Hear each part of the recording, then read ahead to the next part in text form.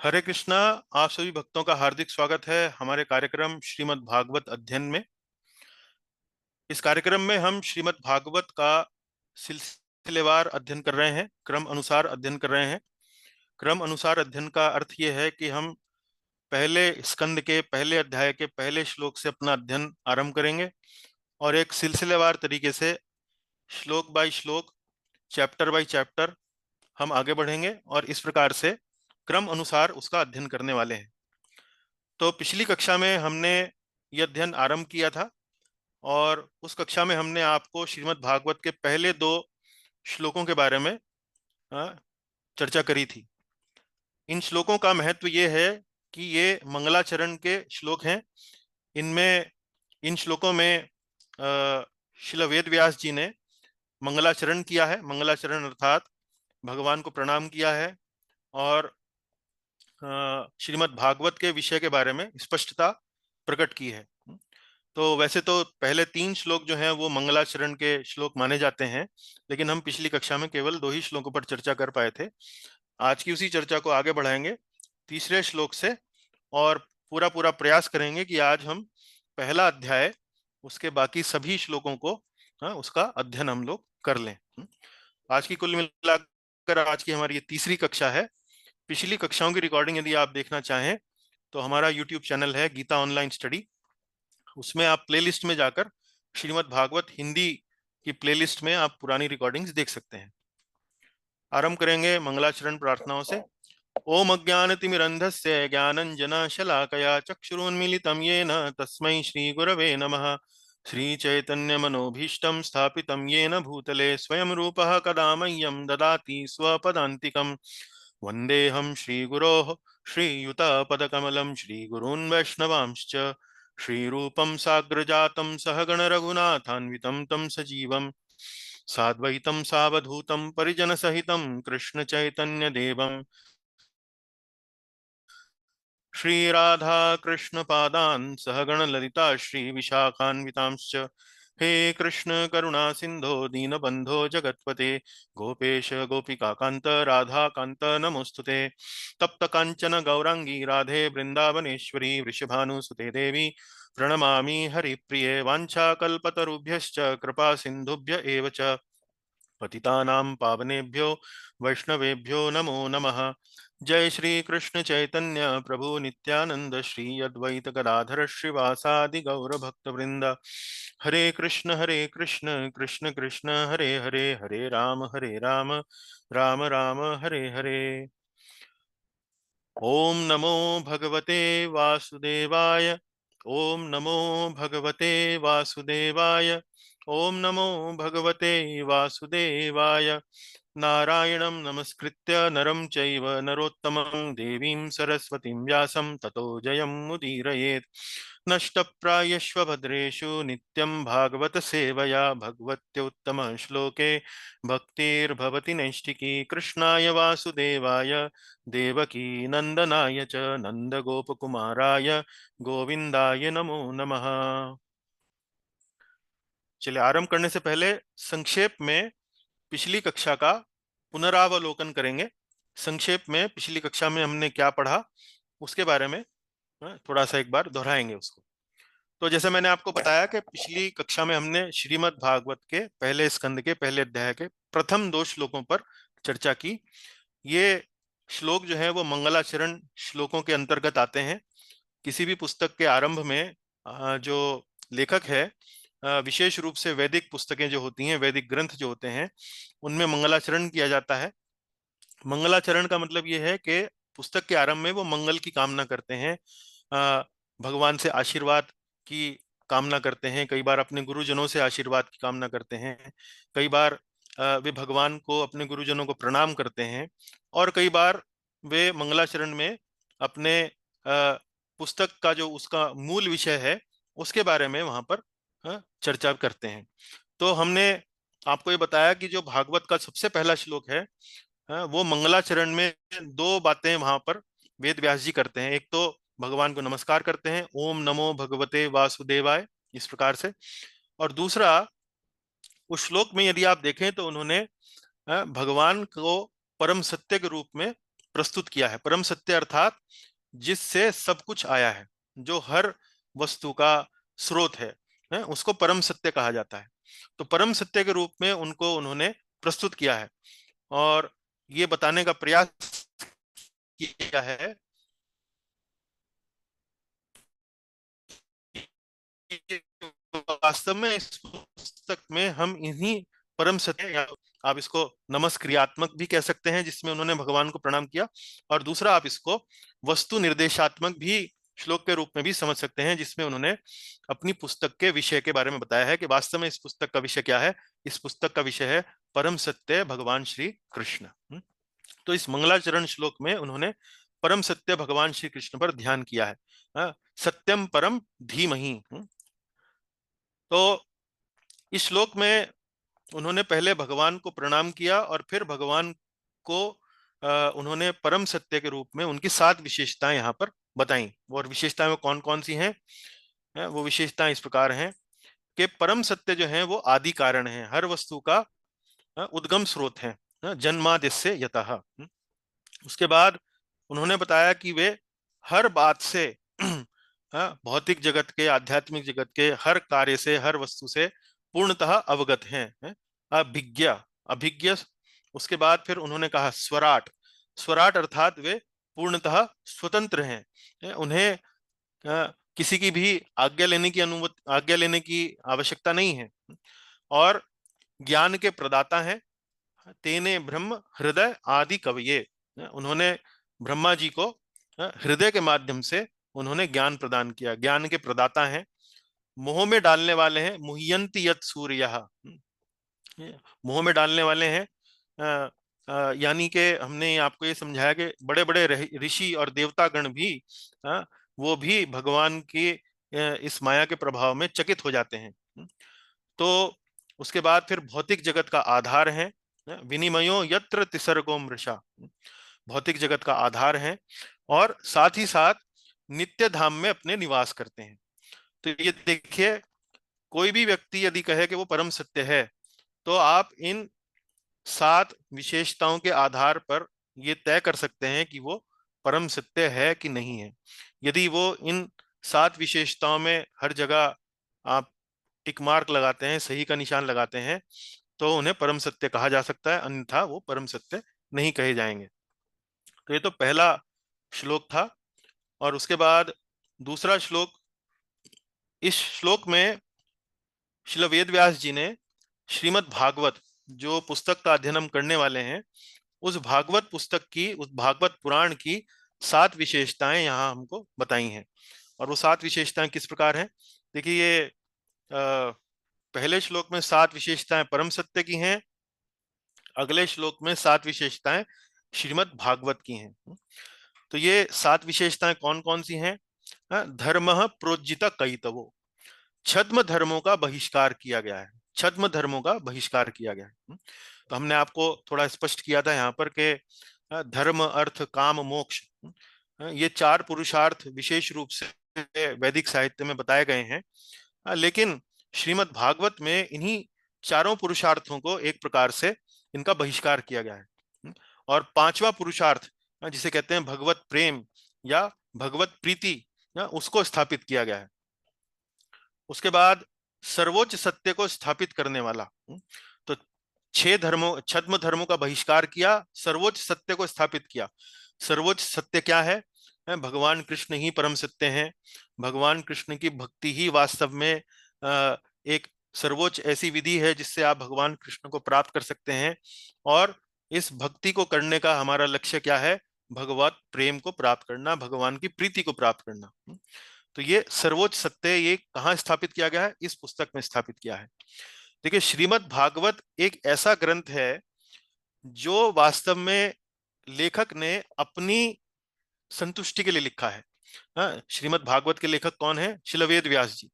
वेद व्यास जी ने जितना भी वैदिक साहित्य की रचना करी, उसकी रचना उन्होंने मानवता के कल्याण के लिए करी।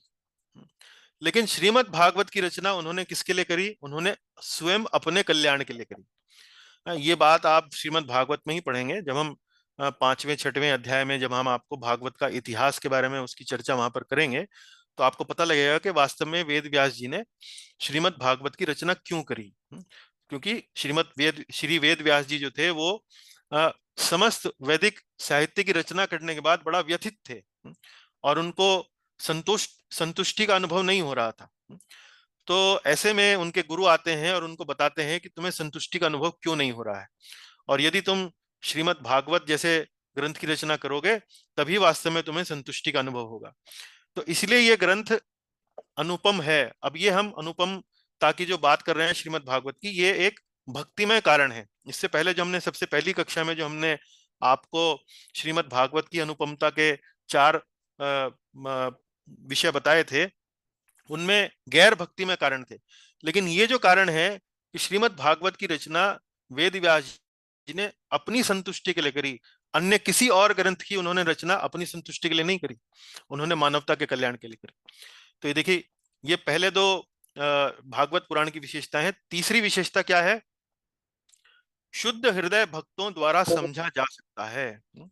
शुद्ध हृदय भक्त अर्थात ईर्ष्या मुक्त भक्त, ईर्ष्या मुक्त जो हो, उनके द्वारा ही वास्तव में ये जो ग्रंथ है वो सही मायने में समझा जा सकता है।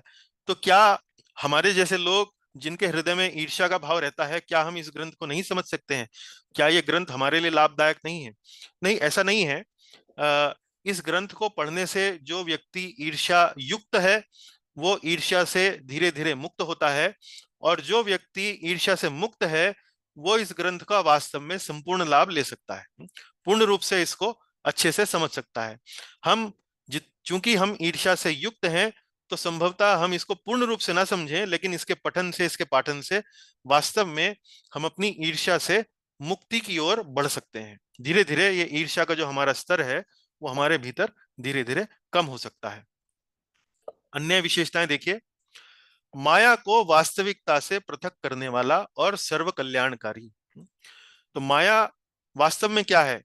यदि कोई भी वस्तु आप इस जगत में देखते हैं और उस वस्तु को देखकर आपको भगवान श्री कृष्ण से उसका संबंध नजर नहीं आता है, तो वास्तव में आप माया में हैं, या यूं कहिए कि हम माया में हैं, यदि हमारा भाव ऐसा है। तो यहाँ पर इस ग्रंथ में उन्हीं विषयों को यहाँ पर प्रस्तुत किया गया है जो वास्तव में आपको भगवान का स्मरण कराएंगे, भगवान का याद दिलाएंगे। हर वस्तु आप भगवान के संबंध में जोड़कर देखने के लिए प्रशिक्षित होंगे, इस प्रकार से इस ग्रंथ को प्रस्तुत किया गया है। इसलिए इसको कहा गया है यहाँ पर माया को वास्तविकता से पृथक करने वाला। वास्तवम वस्तु, वास्तवम वस्तु, और शिवदम, शिवदम अर्थात सर्व कल्याणकारी, सर्व कल्याणकारी। उसके अलावा हमने चर्चा करी तापत्रयो उन्मूलनम, त्रितापों का समूल विनाश करने वाला। त्रिताप हमने आपको बताए थे, आध्यात्मिक, आधि भौतिक और आधि दैविक। तो इन्हीं सभी तीनों तापों का समूल विनाश करने वाला। समूल विनाश का अर्थ यहाँ पर क्या है? समूल विनाश का अर्थ ये नहीं है कि ये त्रिताप जो है वो हमारे जीवन में आने बंद हो जाएंगे। इसका अर्थ ये है कि इन त्रितापों से को सहन करने की क्षमता जो है वो आपकी बढ़ जाएगी। बल्कि आप यूं समझिए कि इन तापों को आप भगवान की कृपा के रूप में देखने लगेंगे और भगवत साक्षात्कार के लिए पर्याप्त, अन्य और किसी ग्रंथ की आवश्यकता नहीं है। यदि आप श्रीमद् भागवत पर ही अपना ध्यान केंद्रित करें, श्रीमद् भागवत को ही अपने जीवन का परम लक्ष्य बनाएं, तो भगवत साक्षात्कार के लिए पर्याप्त है। किम व परैर ईश्वर है, किम व परैर ईश्वर है। उसके बाद हृदय में भगवान को स्थापित करने वाला, सद्यो हृदय अवरुध्यत्यत्र कृति भी शुश्रूषु तत्क्षणात्, हृदय में भगवान को तुरंत स्थापित करने वाला। तो ये श्रीमद् भागवत पुराण की 7 विशेषताएं श्रील वेद व्यास जी बता रहे हैं। और आप ये जो विशेषताएं वेद व्यास जी ने यहाँ बताई हैं, अब धीरे धीरे जैसे जैसे आपका भागवत का अध्ययन आगे बढ़ेगा, आप इन सब चीजों को धीरे धीरे भागवत के अध्ययन में आप इनको देख पाएंगे, उनको नोट कर पाएंगे। तो इससे यहाँ पर हम अपना पुनरावलोकन हमारा पूरा होता है और अब हम चलते हैं अगले विषय पर, और वो विषय है मुनियों की जिज्ञासा। ये जो अध्याय है उस अध्याय का अवलोकन मानचित्र अब आपके सामने उपस्थित है। तो इस अध्याय में कुल मिलाकर 23 श्लोक हैं। 23 श्लोकों में पहले 3 श्लोक जो हैं उनमें मंगलाचरण किया गया और भूमिका बताई गई है। हमने 2 श्लोकों का अध्ययन कर लिया है। आज हम इसी विषय का तीसरे श्लोक का अध्ययन करेंगे। उसके बाद चौथे से लेकर 8वें श्लोक तक मुनियों द्वारा सूत गोस्वामी जी का गुणगान किया गया है। हम बताएंगे कि भाई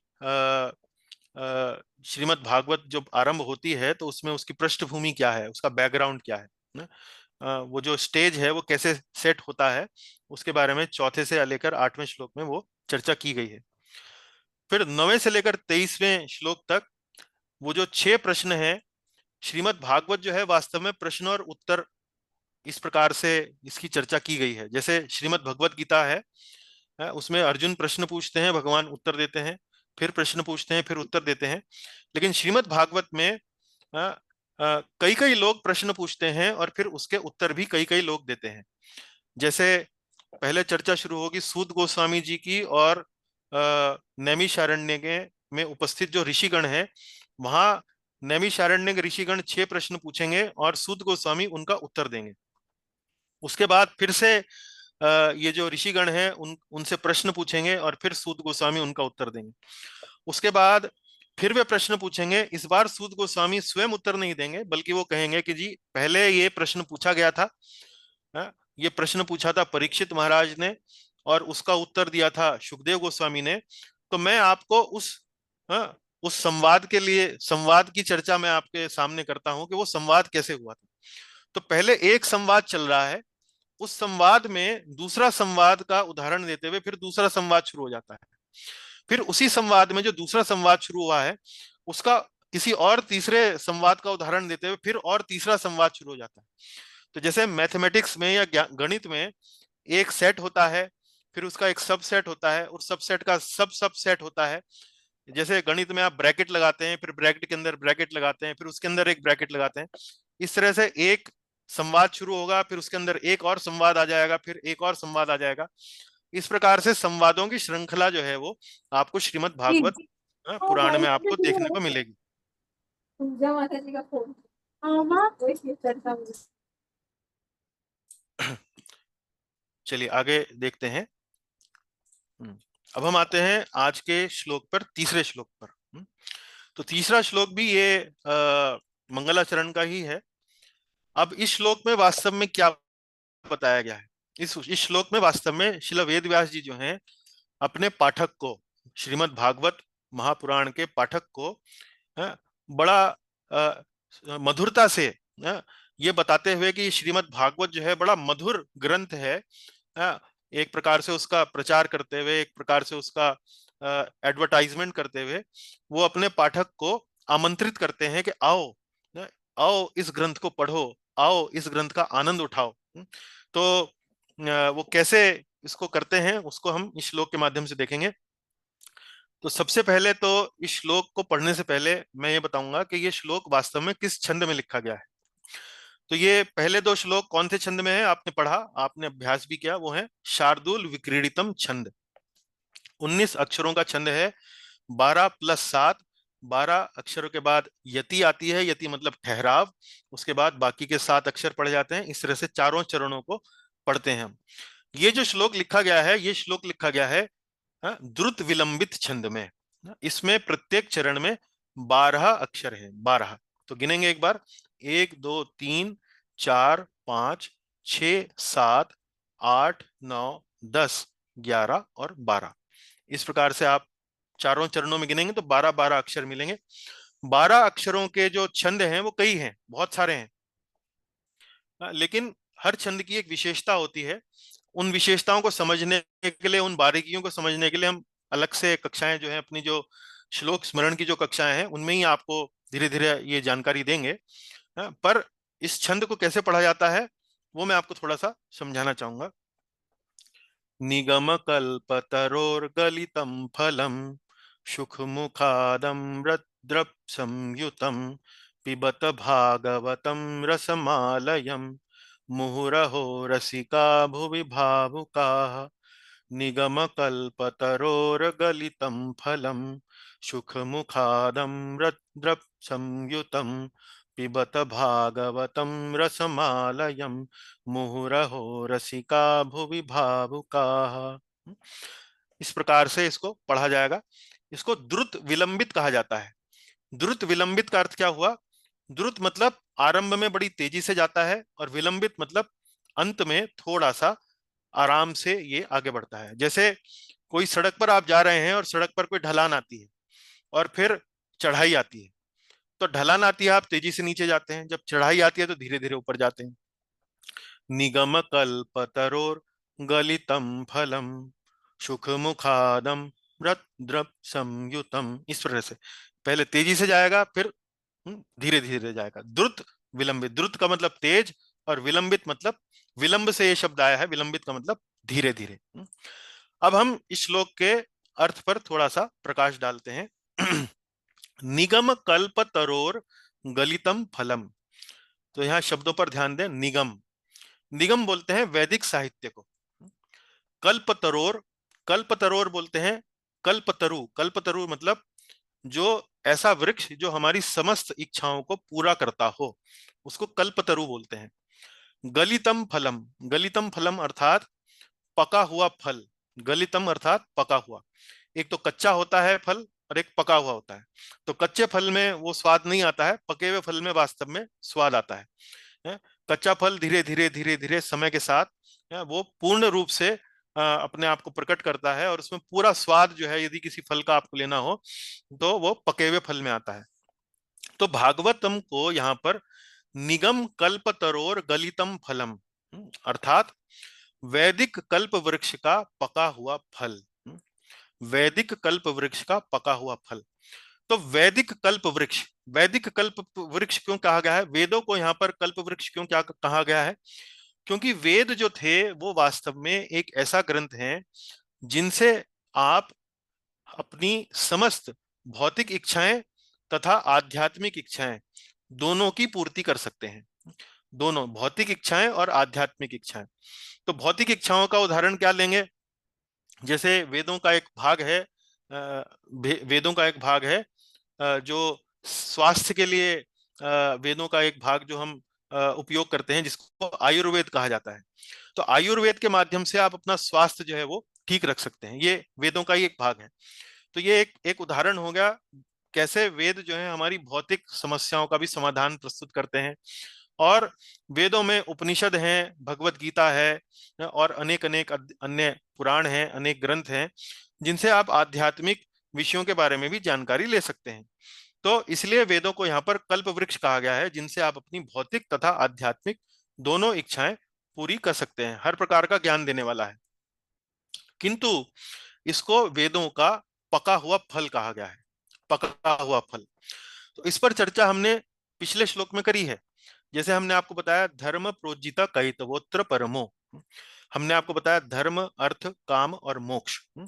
हमने बताया कि ये चार पुरुषार्थ हैं जो व्यक्ति अपने जीवन में इनकी पूर्ति करना चाहता है। अर्थ के द्वारा अपनी शरीर की आवश्यकताएं पूरी करना चाहता है, काम के द्वारा अपनी मन की इच्छाओं की पूर्ति करना चाहता है, धर्म के माध्यम से समाज में शांति और स्थिरता की स्थापना करना चाहता है, और फिर मोक्ष अर्थात भौतिक जगत से यदि उसको मुक्ति चाहिए, यदि वो समझने लगता है कि भौतिक जगत में वास्तव में यह अस्थाई जगत है, दुखों का कारण है, तो मोक्ष की भी वो प्राप्ति करने के लिए ज्ञान जो है वो वैदिक साहित्य से ले सकता है।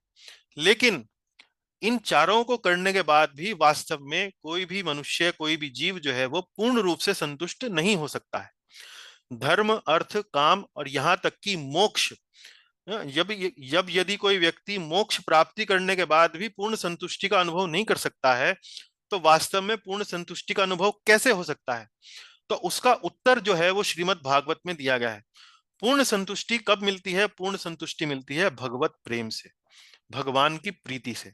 और यही वास्तव में श्रीमद् भागवत का लक्ष्य है।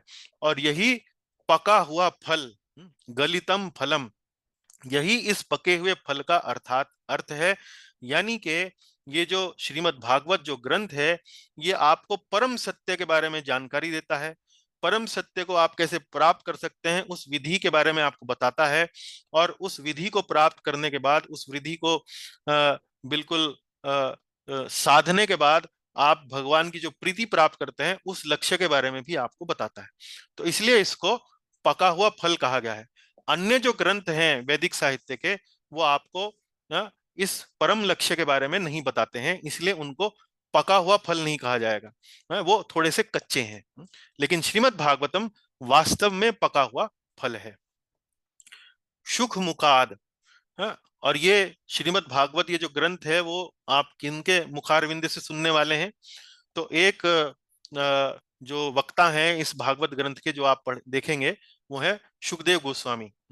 तो सुखदेव गोस्वामी, तो सुखदेव गोस्वामी कौन है? वास्तव में सुखदेव गोस्वामी राधा रानी के तोते हैं, जो कृष्ण लीला में वास्तव में राधा रानी की सहायता करते हैं, भगवान की जो लीलाएं हैं उनका आयोजन करने में। तो सुखदेव गोस्वामी के मुख से निसृत होने से यह अधिक रुचिकर हो गया है, तो इसलिए यहाँ पर यह शब्द आया है सुख मुखाद। सुख मुखाद, जैसे आप सामान्य जगत में भी, भौतिक जगत में भी, अब कभी आप, हालांकि आज के समय में लोग बाग छोटे छोटे घरों में रहने लगे हैं, अपार्टमेंट्स में रहने लगे हैं, तो उनको पेड़ों का और उनका इतना अनुभव नहीं होता है। लेकिन यदि किसी का बाग बगीचा हो या कहीं कोई गांव में इसका रहने का काम पड़ा हो, तो कई बार आप देखेंगे कि कोई फल जो है वो नीचे गिरा होता है तो तोते द्वारा चखा हुआ होता है, उसने तोते ने चोंच मारी हुई होती है। तो अमूमन अनुभव यह है कि यदि किसी फल पे तोते ने चोंच मारी हुई है तो वो वास्तव में बड़ा मीठा निकलता है। तो यहाँ पर उसी की तुलना करते हुए श्रीमद् भागवत को कहा गया है सुख मुखाद। सुख मुखाद अर्थात कि ये सुखदेव गोस्वामी जी के मुख से निसृत हुआ है, मुख से हमें मिल रहा है। तो एक तो सुखदेव गोस्वामी के मुख से निसृत होने का कारण अर्थात क्या है? एक तो श्रीमद् भागवत वास्तव में भगवान की मधुर भक्ति में लीलाओं से ओतप्रोत है, तो पहले ही मधुर है, पहले ही मधुर है। लेकिन जब ये मधुर जो वर्णन है, जब सुखदेव गोस्वामी जी के मुखारविंद से हमें प्राप्त होता है, तो ये और मधुर हो जाता है। तो भक्त जो है वो अपने हृदय में, जो भगवान के लिए उसके हृदय में जो मधुरता होती है, तो वो मधुरता जब भगवान की मधुर कथाओं में जब वो मिलाता है, तो भगवान की कथाएं जो है और अधिक रुचिकर और अधिक मधुर हो जाती हैं। जैसे कृष्ण लीला में जब भगवान जो है कुछ नटखट क्रियाकलाप किया करते थे, माखन चुराया करते थे, मटकी फोड़ दिया करते थे, तो गोपियां जो थीं वो यशोदा माता के घर जाकर कृष्ण की शिकायत करती थी। तो यशोदा माता जब भगवान की शिकायत सुनती थीं, तो गोपियां वास्तव में ऊपर ऊपर से तो शिकायत करती थीं, लेकिन हृदय में जो उन लीलाओं का जो आस्वादन करके उनके मधुरता का भाव जो प्रकट होता था, उस मधुरता को भी उसमें मिला देती थी। तो इस प्रकार से जब माता यशोदा गोपियों के मुख से भगवान की, अपने पुत्र की जब लीलाएं सुनती थीं, तो बड़ा उनको आनंद हुआ करता था। तो सुख सुख मुखाद का अर्थ ये हुआ कि जब भक्त जो है वो भगवान की लीलाओं का वर्णन करता है तो और अधिक मधुर हो जाती हैं। अमृत द्रव संयुतम, अमृत द्रव संयुतम, तो अमृत मतलब क्या? ये बड़ा मधुर है। अमृत का एक अर्थ ये भी है कि वास्तव में इन लीलाओं को सुनकर आप वास्तव में अमृत, अमृत अर्थात अमरता को प्राप्त भी कर सकते हैं। क्यों? क्योंकि ये लीलाओं को सुनकर यदि आप कृष्ण भावना भावित बनते हैं, भगवत भावना भावित बनते हैं, तो फिर आपका इस जगत में पुनः जन्म होना की संभावना जो है वो समाप्त हो जाती है। तो अमृत, अमृत जो है वो कोई सॉलिड वस्तु तो होती नहीं है, कोई ठोस पदार्थ तो होता नहीं है। अमृत द्रव, द्रव मतलब ये एक तरल पदार्थ है। अमृत द्रव संयुतम, तो इसका अमृत रस हर प्रकार से परिपूर्ण है। अमृत द्रव संयुतम, तो एक जगह, एक स्थान पर तो इसको फल कहा गया है। फल मतलब जो ठोस होता है, खाने में उसको चबाना पड़ता है, लेकिन वास्तव में ये चबाने वाला फल नहीं है। ये वास्तव में ऐसा फल है जो बिल्कुल द्रव है, और आप इसको गटागट गटागट पी सकते हैं। मतलब फल को खाने में तो आपको थोड़ा सा प्रयास करना पड़ता है, छिलका हटाना पड़ता है, गुठली फेंकनी पड़ती है, कई बार बीज मुंह में आ जाते हैं तो उनको त्यागना पड़ता है, लेकिन ये ऐसा फल नहीं है। ये वास्तव में शुद्ध भक्ति में, इसका जो विषय है शुद्ध भक्ति से परिपूर्ण है। इसमें आपको किसी अन्य विषय के होने की चिंता करने की आवश्यकता नहीं है। कहीं कोई ज्ञान कांड का कोई विषय मिला दिया गया है, या कहीं कोई कर्म कांड का विषय मिला दिया गया है, ऐसे छिलके और गुठलियों से चिंता करने की आवश्यकता नहीं है। ये तो शुद्ध भक्ति से परिपूर्ण है, और गटागट गटागट आप इसको आनंदमय ढंग से आप इसका पान कर सकते हैं, इसको पी सकते हैं। इसीलिए अगली पंक्ति में क्या गया गया है, पिबत भागवतम रसम आलयम। पिबतम, पिबत, इसको गटागट, अ, कोई भी वस्तु को यदि पी लिया जाए, यदि उसका तरल रूप में उसको यदि उसका पान किया जाए, तो प्राप्त करने में वो अधिक समय नहीं लगता है, बड़ा तुरंत जो है वो आपके शरीर पर भी असर करती है, तुरंत शरीर में मिक्स हो जाती है, तुरंत आपको ऊर्जा प्रदान करती है। इसको बार बार पियो, पिबत भागवतम। क्यों पियो? क्योंकि ये रसम आलयम, यह अमृतमय रस सबके लिए आस्वाद्य है। रस, अब यहाँ किस रस की बात की गई है? यहाँ रस बात की गई है भक्ति के रस की। और भक्ति का रस जो है उसके कई कई प्रकार हैं। माधुर्य रस, वात्सल्य रस है, और आपका सख्य रस है, दास्य रस, शांत रस। तो अनेक अनेक रस जो हैं वो भक्ति के हो सकते हैं। भगवान के भक्तों में और भगवान के बीच में जो संबंध है, तो हर संबंध का एक स्वाद है। एक संबंध, जैसे आप अपने जीवन में भी माता और पिता के साथ जो संबंध होता है उसका एक अलग स्वाद है। पति और पत्नी के बीच में जो संबंध होता है वो एक अलग स्वाद है।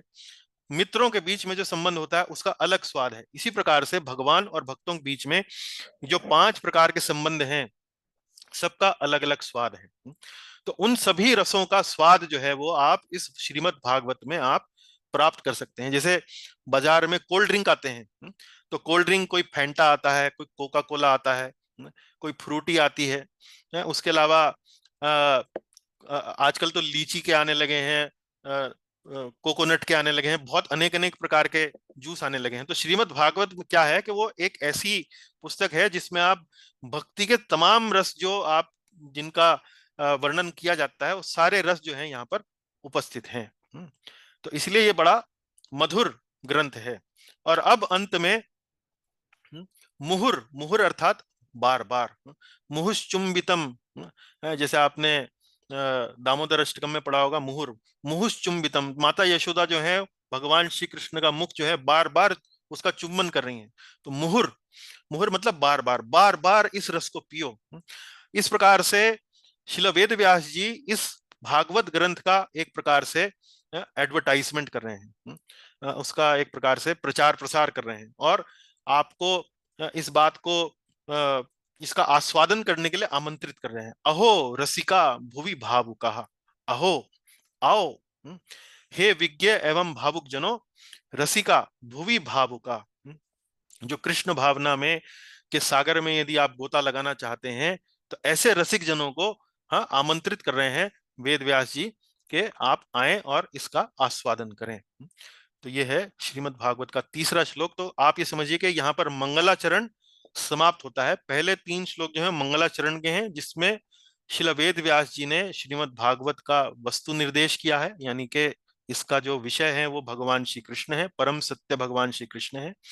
दूसरे श्लोक में इन्होंने श्रीमद् भागवत पुस्तक की विशेषताएं बताई हैं, और तीसरे श्लोक में उन्होंने भागवत के पाठक को आमंत्रित किया है, बड़े एक मधुर ढंग से उनको आमंत्रित किया है कि आइए और इसका रसपान करें, इसका आनंद उठाएं।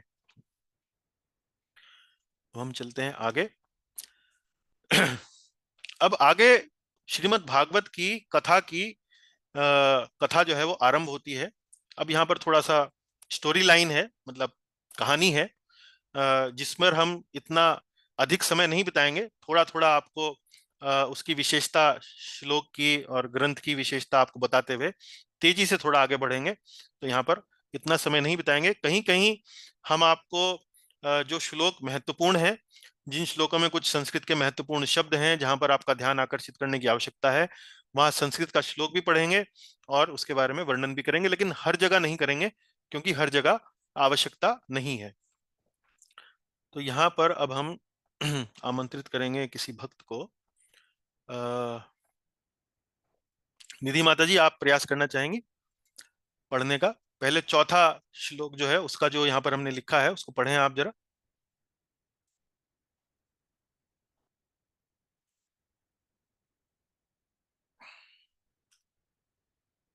निधि माता जी, सुन सकती हैं आप?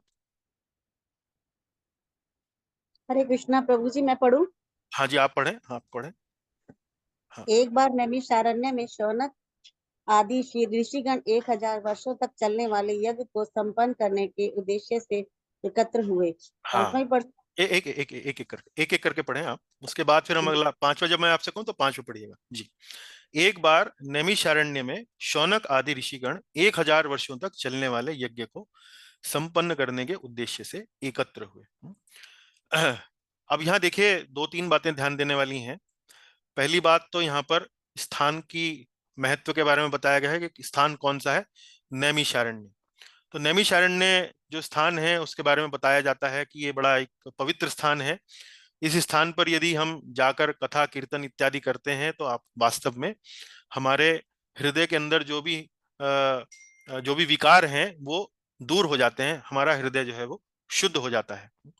तो ये तो एक प्रकार से नैमिषारण्य का गुणगान जो है वो किया गया है। उसके बाद ये बताया गया है कि किस प्रयोजन से ये जो ऋषिगण थे यहाँ उपस्थित हुए। ये यहाँ पर वास्तव में एक यज्ञ को संपन्न करने के लिए उपस्थित हुए थे। तो यज्ञ का उद्देश्य क्या था? ये जो ऋषिगण जो यहाँ उपस्थित हुए, तो इनके यज्ञों का करने का उद्देश्य ये था कि ये उच्च लोकों की प्राप्ति करना चाहते थे, या यूं कहिए कि सर्वोच्च लोक अर्थात वैकुंठ लोक की प्राप्ति करने के लिए उस उद्देश्य से ये यहाँ पर एकत्रित हुए थे। और इस यज्ञ का उद्देश्य क्या था? इस उद्देश्य ये था कि मानवता का कल्याण हो। तो संपूर्ण मानवता के कल्याण के लिए ये यहाँ पर उपस्थित हुए थे। और अब आप पांचवा पढ़ें माता जी। जी। एक दिन अपने प्रातःकालीन कृत्यों से निवृत्त होकर तथा सूत गोस्वामी को व्यवसाय अर्पण कर मुनियों ने आदर पूर्वक किस प्रकार जिज्ञासा की। हाँ, सूत गोस्वामी को व्यास आसन। तो एक दिन अपने प्रातःकालीन कृत्यों से निवृत्त होकर, प्रातःकालीन निवृत्ति अर्थात उन्होंने सुबह उठकर कुछ जप किया होगा, कुछ पूजा इत्यादि करी होगी, स्नान इत्यादि किया होगा। तो ये प्रातःकालीन कृत्य हैं। तो वैदिक संस्कृति में प्रातःकालीन कुछ नियमित कृत्य हैं जो हमें करने होते हैं। उनमें जैसे ध्यान है, पूजा है, स्नान है, वो करते हैं। वर्तमान समय में आप देखेंगे कि बहुत सारे लोग, कई तो स्नान भी नहीं करते हैं। कई कई कई परिवारों में कई लोगों को मैंने देखा है कि इस प्रकार करते हैं। तो यहाँ पर लेकिन कहा गया है एक दिन वे प्रातःकालीन कृत्यों से निवृत्त होकर तथा सूत गोस्वामी को व्यास आसन अर्पण कर मुनियों ने आदर पूर्वक इस प्रकार जिज्ञासा की। तो यहाँ पर पांचवें श्लोक में बताया गया है कि कैसे यहाँ पर आप देख सकते हैं कि नैमिषारण्य का वन है। सूत गोस्वामी को उन्होंने एक प्रकार से वक्ता के रूप में उन्होंने स्वीकार किया। उन्होंने व्यास आसन अर्थात वक्ता का आसन उनको प्रदान किया और उनसे आदर पूर्वक उन्होंने जिज्ञासा की।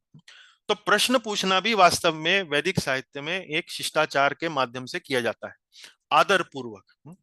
चुनौती की भावना से प्रश्न नहीं पूछा जाना चाहिए, आदर की भावना से प्रश्न पूछा जाना चाहिए। प्रश्न पूछना भी वास्तव में कला है, क्योंकि कई बार जब भक्तगण प्रश्न पूछते हैं या श्रोतागण प्रश्न पूछते हैं, तो कई बार उनको वो प्रश्न जो है पूर्ण रूप से व्यवस्थित करके नहीं पूछते हैं। वो उनको खुद भी बहुत बार स्पष्ट नहीं होता है कि किस प्रकार से प्रश्न पूछा जाना चाहिए। तो बड़ा सोच समझ के स्पष्टता से प्रश्न जो है पूछा जाना चाहिए और आदर की भावना से पूछा जाना चाहिए। चुनौती की भावना से प्रश्न नहीं पूछा जाना चाहिए। चलिए अब आगे चलेंगे। अब आगे जो है वो श्लोक संख्या 6 से लेकर 8 तक, 6, 7 और 8, यहाँ पर 3 श्लोक जो हैं वो बताए गए हैं, जिनमें सबसे पहले सूत गोस्वामी का गुणगान किया गया है। तो क्या चल रहा है विषय? ऋषिगण एकत्रित हुए हैं, सूत गोस्वामी जी को आसन प्रदान कर दिया गया है और अब उनसे वो आदर पूर्वक प्रश्न पूछ रहे हैं। तो प्रश्न पूछने से पहले जो श्रोतागण हैं वो वक्ता का थोड़ा गुणगान करते हैं। एक शिष्टाचार भी है और इससे वक्ता को बड़ा प्रोत्साहन मिलता है कि जो मेरे श्रोतागण हैं वास्तव में मुझसे सुनने के लिए बड़ा ललायित हैं। तो श्रोता जो है वो बड़ा प्रोत्साहित होता है। जब प्रोत्साहित होता है तो उसके हृदय में जो वास्तव में आध्यात्मिक विषयों के जो गूढ़ विषय हैं उनको बड़ा सुंदरता से, बड़ा स्वाभाविक रूप से उनको वो अपने हृदय से प्रकट करता है, और इससे वास्तव में श्रोतागण जो है वो लाभान्वित होते हैं। तो ये 3 श्लोक हैं जिनमें सूत गोस्वामी जी के अलग अलग गुणों का वर्णन किया गया है। तो मेरे साथ साथ दोहराएं पूनम माता जी। त्वया खलु पुराणानि त्वया खलु पुराणानि सेतिहासानि चानघ सेतिहासानि चानघ आख्यातान्यप्यधीतानि आख्यातान्यपद्यधीतानि धर्मशास्त्राणि न्यान्युत। धर्मशास्त्राणि यानि च। हाँ, तो यहाँ पर अब ये जो श्रोतागण हैं वो कैसे अपने वक्ता का गुणगान कर रहे हैं। त्वया खलु पुराणानि स इतिहासानि चा नघ, कि आप जो हैं जो सर्व समस्त जो पुराण हैं और जो इतिहास हैं उनमें पारंगत हैं, उनका सबका ज्ञान आपको मालूम है, सबका ज्ञान आपको प्रकट है। चा अनघ, चा अनघ मतलब चा अनघ अर्थात यहाँ पर वो कहना चाह रहे हैं कि आप किसी भी पाप कर्म से मुक्त हैं, आप जो हैं बड़ा पाप मुक्त जीव हैं। तो त्वया खलु पुराणानि स इतिहासानि चा नघ आख्यातान्य अपधीतानि, आपने इन सभी इतिहासों का, इन सब पुराणों का आपने आख्यान करते हुए और आपने स्वयं अपने पठन से इनको पारंगत, आपने इनमें श्रेष्ठता, आपने इनमें दक्षता जो है वो हासिल कर ली है।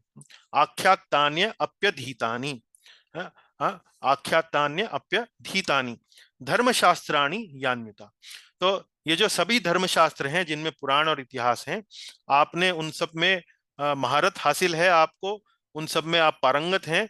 तो इस प्रकार से, और आप पाप से मुक्त हैं। तो इस प्रकार से इस श्लोक में वे सूत गोस्वामी जी का गुणगान कर रहे हैं। अभी 6वें श्लोक में कौन कौन सी मुख्य बातें कही गई हैं ये हम इस तालिका में, इस टेबल में हम देखेंगे। सबसे पहले वो उनको चा अनघ, अनघ अर्थात समस्त पापों से मुक्त। अधीतानी, अधीतानी अर्थात शास्त्रों, पुराण एवं इतिहास में पारंगत। आख्यातानी, आख्यातानी अर्थात साथ ही साथ उनकी व्याख्या भी उन्होंने की है। तो न केवल उन्होंने इन शास्त्रों को पढ़ा है बल्कि उनकी व्याख्यान भी उन्होंने दिए हैं, उन पर उन्होंने प्रवचन भी दिए हैं। तो पढ़ने से शास्त्रों का हम उनके बारे में जानते हैं, उनके बारे में समझते हैं, लेकिन उनको पढ़ने के बाद यदि हम उन पर व्याख्यान करें, उन पर प्रवचन इत्यादि करें तो हमारी जो जानकारी है वो और भी बढ़ जाती है। चलिए अब अगला देखते हैं। यानी वेद विदाम श्रेष्ठो, यानि वेदविदां श्रेष्ठो भगवान बादरायणाः, भगवान् बादरायण अन्ये च मुनयः सूत, अन्ये च मुनयः सूत परावर्विदो विदुः। परावर्विदो विदुः। हाँ, अब इस श्लोक में वे सूत गोस्वामी जी के अन्य और गुणों के बारे में बता रहे हैं। यानी वेद विदाम विदो, यानी वेद विदाम श्रेष्ठो, श्रेष्ठो मतलब सर्वश्रेष्ठ, मतलब बेस्ट, सबसे अच्छे। यानी वेद विदाम, वेद मतलब वेद जो ग्रंथ हैं, विदाम मतलब जानने वाले। तो वेदों को जानने वालों में आप श्रेष्ठ हैं, आप सबसे उच्च कोटि के वेदों के ज्ञाता हैं। भगवान बादरायण, भगवान बादरायण अर्थात जो वेद जो हैं वो वेद व्यास जी ने लिखे हैं। वेद व्यास जी को यहाँ भगवान के रूप में कहा गया है क्योंकि वेद व्यास जी जो हैं वो भगवान का ही एक शक्तावेश अवतार हैं जिन्होंने वैदिक साहित्य की रचना करी, इसलिए यहाँ पर उनको भगवान से संबोधित किया गया है। यानी वेद विदाम श्रेष्ठ हो, आप वेदों के ज्ञाताओं में सबसे श्रेष्ठ हैं। अन्य च मुनयः सूता, अन्य च मुनयः सूता, अन्य च मुनयः सूता अर्थात हे सूत गोस्वामी, न केवल आप वेदों के दर्शन में आप श्रेष्ठ हैं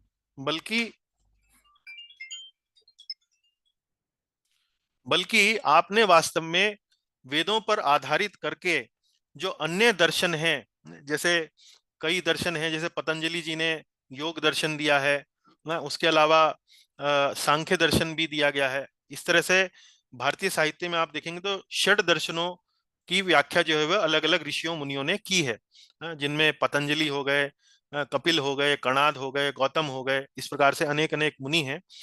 तो वे कह रहे हैं कि न केवल आप वेदों के ज्ञान से पारंगत हैं, बल्कि इन वेदों पर आधारित करके अन्य मुनियों ने जो अलग अलग दर्शन दिए हैं, उनसे भी आप पारंगत हैं, उनको भी आप जानते हैं। क्योंकि ये जो अनेक जो दर्शन हैं, जो दूसरे जो दर्शन दिए गए हैं, उनमें वास्तव में परम सत्य की व्याख्या वैसे नहीं करी गई है, और कईयों में तो परम सत्य की व्याख्या की ही नहीं गई है। जैसे परम सत्य की व्याख्या हमने आरंभ में श्रीमद् भागवत में देखी, इस प्रकार से परम सत्य की व्याख्या इनमें नहीं की गई है। तो यानी कि ये जो अलग अलग दर्शन जो दिए गए हैं, इनको परम सत्य का जो ज्ञान है वो उस तरह से नहीं है जिस प्रकार से श्रीमद् भागवत में प्रस्तुत किया गया है। तो कहने का तात्पर्य यह है कि आप अन्य दर्शनों से भी एक तरह से आपको उनकी जानकारी है, आप उनका ज्ञान है। तो आप वास्तव में हमें परम सत्य की, या श्रीमद् भागवत में जिस प्रकार से परम सत्य की व्याख्या करनी चाहिए, उसको बहुत स्पष्टता से दे सकते हैं। क्योंकि यदि किसी व्यक्ति को सही बात का भी ज्ञान हो और जो बात उतनी सही नहीं है उसका भी ज्ञान हो, तो वो बहुत अच्छे से उसको समझा सकता है। तो परावर विदो, इस तरह से आप जो है वास्तव में बिल्कुल एक उपयुक्त व्यक्ति हैं, जो हमें इस ज्ञान को आप हमें प्राप्त प्रदान कर सकते हैं। चलिए अब मेरे साथ अगला पढ़ें। पहले अगला पढ़ने से पहले जरा 7वें श्लोक में उनके बारे में क्या कहा गया है। वेद विदाम श्रेष्ठः, वेदों के ज्येष्ठतम पंडित, कि वेदों का जो ज्ञान है आप उनको बहुत अच्छे से समझते हैं। चलिए, वेत्था त्वं सौम्य तत्सर्वम्, वेतथं सर्व तवं सौम्य तत्सर्वं, तत्त्वतस्तदन् अनुग्रहात्, तत्त्वतः तदनुग्रहात्, ब्रूयुः स्निग्धस्य शिष्यस्य, ब्रूयुः स्निग्धस्य शिष्यस्य, गुरुवो गुह्यमप्युत। गुर्वो गुह्यम् अप्युतः। हाँ, अब यहाँ देखिए, वेत्थ त्वं सौम्य तत्सर्वम। सौम्य, तो सौम्य शब्द किस लिए आया है? सौम्य आया है कि आप वास्तव में बड़ा विनीत हैं, आप वास्तव में बड़ा विनम्र हैं। और तत्व तस तद अनुग्रहात, अनुग्रहात, अनुग्रहात मतलब आपके जो गुरुजन हैं उनका अनुग्रह आपके ऊपर रहा है, क्योंकि आप वास्तव में बड़ा विनीत विनीत हैं। और आपके जो आपके जो गुरुजन हैं, चूंकि आप बहुत विनीत हैं, आप बहुत विनम्र हैं, उन्होंने आपके ऊपर बड़ा अनुग्रह करा है और आपको इस ज्ञान के बारे में बहुत अच्छे से आपको सब बताया है। ब्रूयुः स्निग्धस्य शिष्यस्य, गुरुवो गुह्यम अप्युता। गुह्यम अप्युता, गुह्यम अप्युता अर्थात गुरुजन जो है वो गुह्य ज्ञान ऐसे शिष्य को देते हैं जिनका गुरुओं के प्रति स्नेह हो। तो यहाँ पर एक शब्द आया है स्निग्धस्य। स्निग्ध, स्निग्ध बोलते हैं चिकनाई को, और चिकनाई मतलब अगर संस्कृत में इसका अनुवाद किया जाए तो अर्थात स्नेह। आपने अपने गुरुजनों के प्रति बहुत अधिक स्नेह रखा है, और इसी कारण से जो आपके जो गुरुजन हैं उनके हृदय के अंदर जो आध्यात्मिक गुह्य ज्ञान है, उस गुह्य ज्ञान को उन्होंने आपके समक्ष प्रकट किया है। तो दो मुख्य जो सूत गोस्वामी जो गुण है, सौम्य और स्निग्धस्य, गुरुओं के प्रति स्नेह और विनम्रता, सौम्यता। तो चूंकि आप अपने गुरुओं के प्रति विनम्र रहे हैं और गुरुओं के प्रति आपका बड़ा स्नेह रहा है, इसी कारण से गुरुओं ने आपको गुह्य ज्ञान जो है वो आध्यात्मिक विषयों के बारे में दिया है। और ये वास्तव में दो मुख्य जो गुण हैं सूत गोस्वामी जी के यहाँ पर बताए गए हैं। अब आप देखिए, सौम्य, 8वें श्लोक में सौम्य शुद्ध तथा सरल व्यक्ति हैं, बड़े सरल विनीत व्यक्ति हैं। स्निग्धस्य अर्थात विनीत, इसी कारण गुरुओं ने आप पर सभी तरह से अनुग्रह किया है। तो स्निग्धस्य का आप अर्थ स्नेह भी लगा सकते हैं यहाँ पर।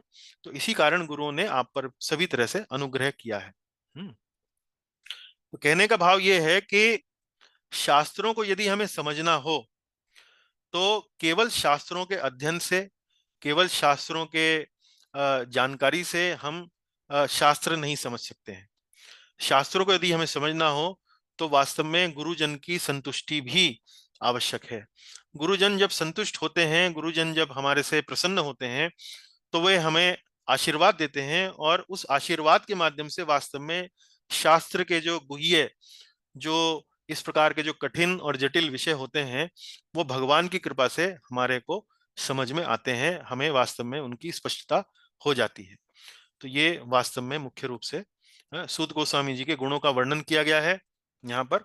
अलग अलग जो शौनक आदि ऋषिगण वहां पर उपस्थित हैं नौमिषारण्य में। अब 9 से लेकर 23 जो श्लोक हैं, उनमें मुनियों ने 6 प्रश्न जो हैं वो सूत गोस्वामी जी से किए हैं। तो प्रश्न कौन कौन से हैं वो अब हम धीरे धीरे देखेंगे।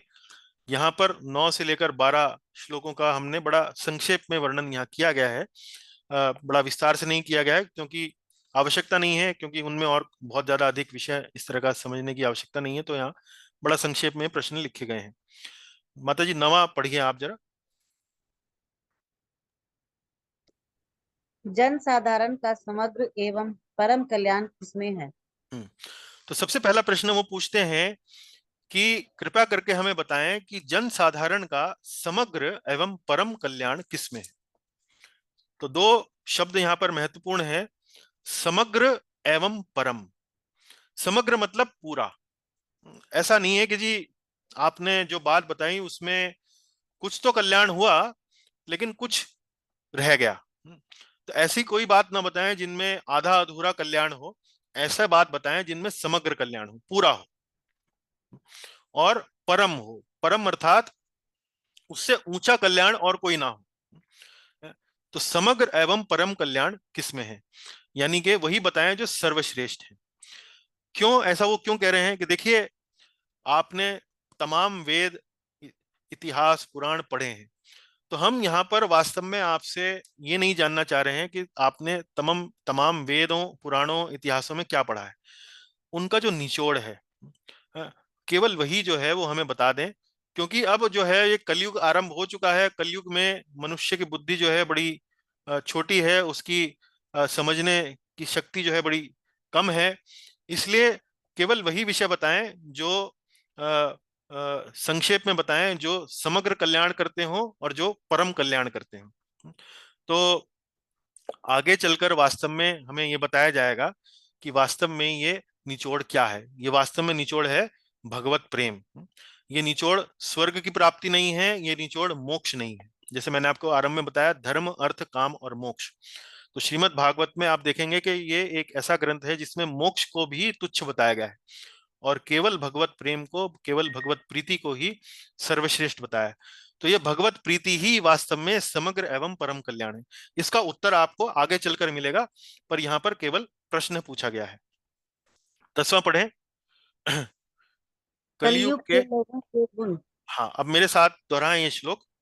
प्रायेण अल्पायुषः सभ्य प्रायेणाल्पायुष सभ्य कलावस्मिन् युगे जनाः कलावस्मिन् युगे जना मंदः सुमन्दमतयो मंदास्मंदमतयो मंदभाग्या ह्युपाद्रुताः। मंदभाग्या युक्तृता। हाँ, तो कलयुग में अब देखिए यहाँ पर इन्होंने समग्र एवं परम कल्याण किसमें है। तो क्यों ऐसा पूछा कि भाई केवल थोड़े में ही बताएं, केवल निचोड़ ही बताएं। क्यों? क्योंकि कलयुग के जो गुण हैं वो इस प्रकार हैं। प्रायेण अल्पायुषः सभ्य, के अल्पायुष, अल्पायुष मतलब अल्पायु के हैं, उनकी आयु बड़ी छोटी है। कलावस्मिन युगे जनः, मंदः, मंदः कलावस्मिन युगे जना मतलब कलयुग में जो जन है, जो जन साधारण है, उनके बारे में बताया जा रहा है। पहला गुण क्या है? प्रायण अल्पायुषः, अल्पायु होते हैं। दूसरा गुण क्या है? मंदः, मंदः अर्थात आलसी होते हैं। सुमंद मतयो, सुमंद मतयो अर्थात सुमंद मतयो अर्थात पृष्ठ पथ भ्रष्ट होते हैं, मिसगाइडेड होते हैं। मंद भाग्या, मंद भाग्या अर्थात अभागे होते हैं। ह्युपाद्रुता, ह्युपाद्रुता अर्थात विचलित होते हैं। तो इस प्रकार से कलयुग के लोगों के यहाँ पर उन्होंने कुछ विशेषताएं बताई हैं कि देखिए आयु इतनी ज्यादा नहीं होती है। अब आप सारे के सारे ग्रंथों का विवरण करने बैठ जाएंगे तो वो तो समझने के उनके पास समय ही नहीं है। और यदि वो समय हो भी तो आलसी होते हैं। आपके पास आएंगे नहीं आलस के कारण। आलसी मतलब ना भी हो तो वह मंदा होते हैं, मतलब उनकी जो बुद्धि होती है इतनी तेज नहीं होती है, वो आपके विषयों को समझ नहीं पाएंगे। और यदि बुद्धिमान हो भी तो मंद भाग्य, उनका भाग्य जो है वो ऐसा नहीं होता है कि वो वास्तव में भक्तों का संग कर सकें, हरि नाम को सुन सकें, अभागे होते हैं।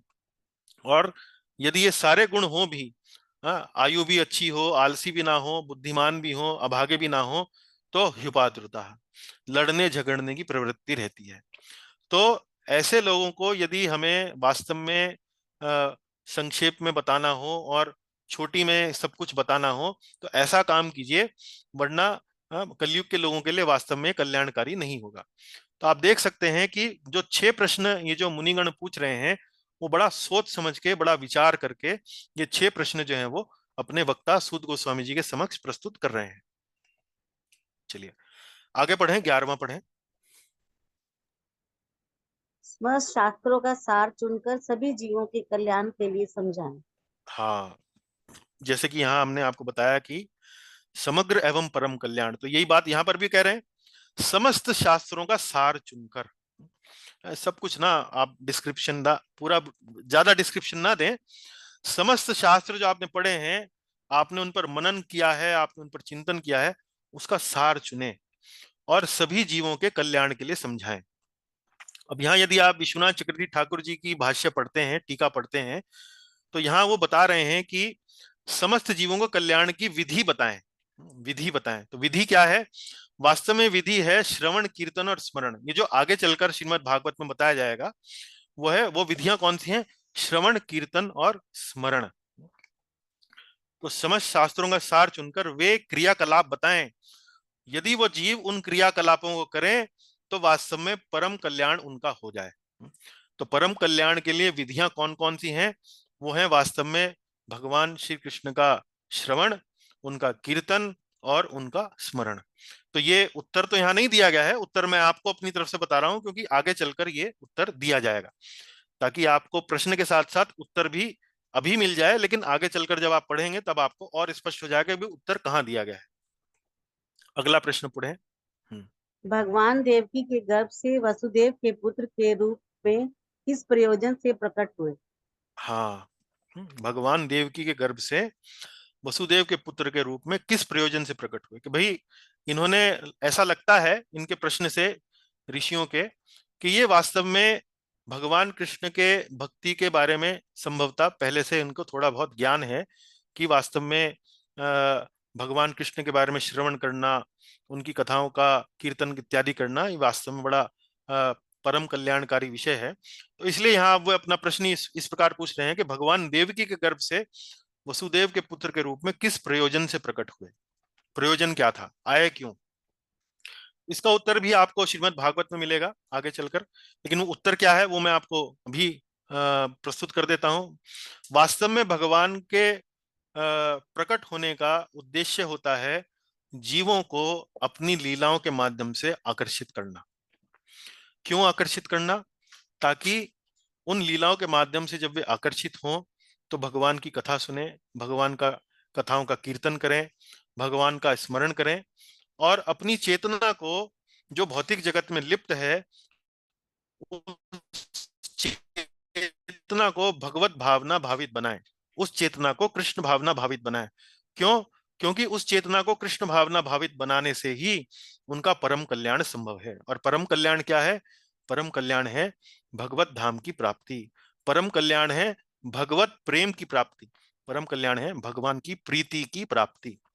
तो ये इसी कल्याण का उद्देश्य से वास्तव में भगवान प्रकट होते हैं कि भक्तों के समक्ष अपनी लीलाओं के माध्यम से उन्हें आकर्षित करें और उन्हें वास्तव में अपने धाम श्री गोलोक धाम वृंदावन ले जा सकें। तो ये उनका उद्देश्य है। चलिए अब आगे चलते हैं। ये देखिए कुछ चित्रों के माध्यम से जो कलयुग के लोग हैं उनका विवरण प्रस्तुत किया गया है। झगड़ालू हैं, ह्युपाद्रुतः, आलसी हैं, मंदः, विचलित हैं, सॉरी उपाद्रुता यहाँ पर भी आप लगा सकते हैं। पथभ्रष्ट है मंद भाग्या, मंद भाग्या, या यूं कहिए कि सुमंद मतया, पथभ्रष्ट सुमंद मतया। अब 3 प्रश्न वो पूछ सके हैं। 3 प्रश्न क्या है कि उनका परम कल्याण किसमें है वो बताएं, उस परम कल्याण को प्राप्त करने के लिए क्या विधि है वो बताएं, भगवान कृष्ण किस प्रयोजन से प्रकट होते हैं वो बताएं। अब अगले प्रश्न पूछने से पहले है वो वास्तव में सबसे पहले भगवान हरि की कथा के श्रवण, भगवान के पावन नामों का और भगवान के भक्तों की महिमा का थोड़ा सा गुणगान करते हैं। तो 13वां श्लोक इस प्रकार है, पढ़े माता जी, सबसे पहले इसका अनुवाद पढ़े। हम भगवान कृष्ण के बारे में जानने के लिए उत्सुक हैं, जो जीवों के कल्याण तथा उत्थान के लिए प्रकट होते हैं। हाँ, मेरे साथ साथ पढ़ें। तन्ना शुश्रूषमाणानाम तन्ना शुश्रूषमाणानाम् अर्हस्यंगानुवर्णितुम अर्हस्य संगानुवर्णितम् अर्हस्य अंगानुवर्णितुम अंगस्य अंगानु अंगानुवर्णितुम् यस्यावतारो भूतानाम यस्यावतारो भूतानां क्षेमाय च भवाय च। क्षेमाय च भवाय च। हाँ, अब ये कह रहे हैं तन्नः शुश्रूष माणा नाम। या देखिए, मैंने रंगों के माध्यम से दोनों श्लोकों को और इसका जो अनुवाद है उसको स्पष्ट किया है। पहली पंक्ति में जो बात कही गई है वो यहाँ लाल रंग से प्रस्तुत की गई है। तन्नः, नः अर्थात हम, तन्नः, त मतलब उन भगवान के विषय में, हम उन भगवान कृष्ण के विषय में जानने के लिए उत्सुक हैं। शुश्रूषमाणा नाम अर्हस्य अंगानुवर्णितुम, अर्हस्य अंगानुवर्णितुम। और इन भगवान की विशेषता क्या है? यस्यावतारो भूतानाम क्षेमाय च भवाय च। यस्यावतारो, जिनका अवतार, जो प्रकट होते हैं, भूतानाम, भूतानाम अर्थात जीवों के, क्षेमाय च भवाय च, क्षेमाय अर्थात कल्याण, भवाय अर्थात उत्थान, जो जीवों के कल्याण तथा उत्थान के लिए प्रकट होते हैं, ऐसे भगवान श्री कृष्ण के बारे में जानने के लिए हम उत्सुक हैं। अनुवर्णितुम, अनुवर्णितुम, अनुवर्णितुम अर्थात वर्णन करना, मतलब बताएं। अनुवर्णितुम मतलब, अनु शब्द का अर्थ होता है अनुसार। तो ये अनु शब्द जो है आप कई बार देखेंगे, जैसे भक्ति रसामृत सिंधु में भी कृष्णा अनुशीलनम, इस प्रकार से इस श्लोक में भी आया है। कृष्ण यस्यांग, यस्यांग अनुवर्णितम, अनुवर्णितम मतलब पूर्ववर्ती आचार्यों के अनुसार आप हमें वो वर्णन दें। और क्षेमाय अर्थात कल्याण और भवाय अर्थात उन्नति। यहां देखिए, यहां इस श्लोक में यस्य, यस्य अवतारो, जिनका अवतार हुआ है जीवों के कल्याण के लिए, जीवों के उत्थान के लिए। अब ये जो यस्य है, ये वास्तव में यहाँ 13वें श्लोक से ये आता है और 16वें श्लोक तक चलता है। 16वें श्लोक मतलब तस्य, यस्य मतलब जिनका अवतार भगवान, जिनका अवतार जीवों के कल्याण के लिए हुआ है, उनके उत्थान के लिए हुआ है, वो भगवान श्री कृष्ण। तो ये जो वो है मतलब तस्य है, ये 16वें श्लोक में आएगा। पढ़े माता जी, 14वां पढ़े। भौतिकता में उलझे हुए जीव यदि अनजाने में भी भगवान कृष्ण के पवित्र नाम का उच्चारण करते हैं तो तुरंत मुक्त हो जाते हैं, क्योंकि साक्षात भय भी इस नाम से भयभीत रहता है। हाँ, आपन्न संस्कृतिं घोराम आपन्ना संस्कृतिं घोराम यन्नाम विवशो गृणन् यन्नाम विवशो गृणम् ततः सद्यो विमुच्येत तदा साध्यो विमुच्येत यद्विभेति स्वयंभवम्। यदि भेति स्वयंभू भयम्। हाँ, अब देखिए, आपन्नः, आपन्नः संस्कृतिं घोराम, आपन्नः संस्कृतिं घोराम अर्थात संस्कृतिं घोराम, घोराम मतलब घोराम का अर्थ हुआ भौतिकता में उलझे हुए जीव। संस्कृतिम घोराम मतलब भौतिकता में, जन्म मृत्यु के चक्र में उलझे हुए जीव। आपन्नः उलझे हुए जीव। यन्नाम विवशो गृणन, विवशो, विवशो का अर्थ होता है अनजाने में, भूल चूक से, जानबूझकर नहीं, प्रयास के माध्यम से नहीं।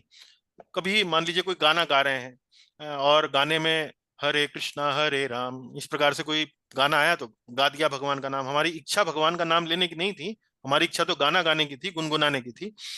विवशो गृणन, यन नाम, जिनका नाम, गृणन, गृणन मतलब लिया जाता है, विवशो मतलब अनजाने में। भौतिकता में उलझे हुए जीव यदि अनजाने में भी भगवान कृष्ण के पवित्र नाम का उच्चारण करते हैं, आपन्नः संस्कृतिम घोराम यन नाम विवशो गृणन, तो क्या होता है? ततः सद्यो, सद्यो मतलब तुरंत, विमुच्येत, विमुच्येत अर्थात मुक्त हो जाते हैं, क्योंकि यद विभेति स्वयं भवयम, साक्षात भय भी इनके नाम से भयभीत रहता है। स्वयं भयम, यद विभेति स्वयं भयम, तो स्वयं भय, भय को यदि आप किसी व्यक्ति का रूप दें तो वो व्यक्ति जो है, जो भय है, साक्षात भय है, उसका अंग अंग जो है उस वो भय का कारण बनता है। तो ऐसा व्यक्ति भी वास्तव में भगवान के नाम से भयभीत होता है। यद विभेति स्वयं भयम, तो भौतिकता में उलझे हुए जीव यदि अनजाने में भी भगवान कृष्ण के पवित्र नाम का उच्चारण करते हैं तो तुरंत मुक्त हो जाते हैं। तथा सद्यो विमुच्येता, क्योंकि साक्षात भय भी इस नाम से भयभीत रहता है। तो ये श्लोक सुनकर आपको श्रीमद् भागवत के किसी चरित्र का स्मरण होता है जिसने भगवान कृष्ण का नाम अनजाने में लिया और उसे उसका कल्याण हो गया? अजामिल का। अजामिल, अजामिल, बहुत सुंदर। तो साध्वी माता जी, बहुत सुंदर उत्तर आपका। अजामिल ऐसा चरित्र था जिसका नाम, जिसने भगवान का नाम अनजाने में लिया। वास्तव में उसने अपना भगवान का नाम नारायण जो था वो वास्तव में उसने अपने पुत्र का नाम उसने नारायण रखा था, उसका नाम उसने पुकारा, लेकिन उसके मुख से नारायण सुनकर जो यमदूत थे वे चले गए और विष्णुदूत जो है वहां प्रकट हो गए और विष्णुदूतों ने कहा कि ये भगवान का नाम इसने लिया है और बिना किसी अपराध के लिया है। तो अब ये जो है ये वास्तव में भगवान के रक्षा में है। अब आप इसको कुछ नहीं कह सकते हैं। तो अजामिल ने अनजाने में भगवान का नाम लिया था। अब ये अजामिल कौन है? ये अजामिल एक ब्राह्मण था जो एक सामाजिक स्त्री के संसर्ग में आकर उसका जो ब्राह्मणत्व था, जो उसका जो शील था वो वास्तव में वो नष्ट हुआ। वो सदाचारी से दुराचारी हो गया, उसने अपनी पतिव्रता पत्नी का त्याग किया और इस प्रकार से अनेक अनेक निकृष्ट कार्यों में उसने अपना जीवन बिताया। लेकिन उसने अपने एक छोटे से बच्चे का नाम 80 साल की आयु में भी उसने पुत्र को उत्पत्ति करी और उस पुत्र का नाम उसने स्नेहवश नारायण रखा। और जब उसका अंत समय निकट था तो उसने अपने पुत्र को पुकारा नारायण, और वो नारायण सुनकर जो यमदूत जो उसको लेने आए थे वो वास्तव में भाग गए और विष्णु दूतों ने उसकी रक्षा करी। और ये सब अजामिल देख रहा था और इन सबको देखने के बाद उसको पश्चाताप हुआ। उसने निश्चय किया कि वो इस प्रकार का पाप में जीवन छोड़ देगा।